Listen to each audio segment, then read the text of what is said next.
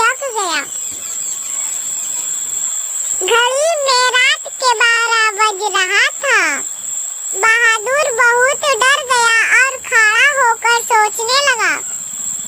उसी समय बहादुर को ट्रेन आने की आवाज सुनाई दिया। उसे लगा कि कोई अब दूसरा ट्रेन आ रही है।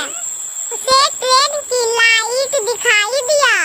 कुछ देर के बाद ट्रेन की लाइट भी गुम हो गई। बहादुर डर गया और घर के तरफ बहुत तेज से भागने लगा।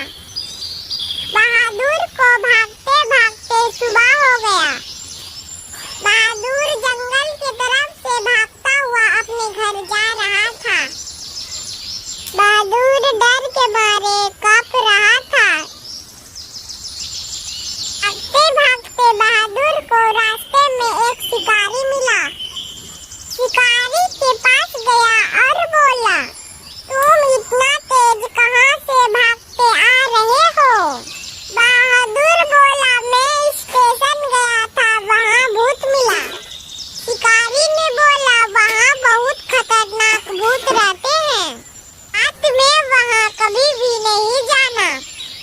फिर वहाँ से बहादुर घर की ओर पैदल जाने लगा।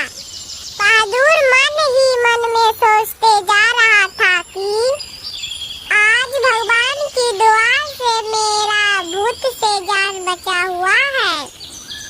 अब मैं कभी भी रात में स्टेशन नहीं जाऊंगा।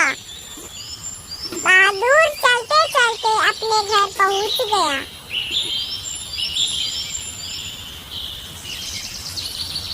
पत्नी ने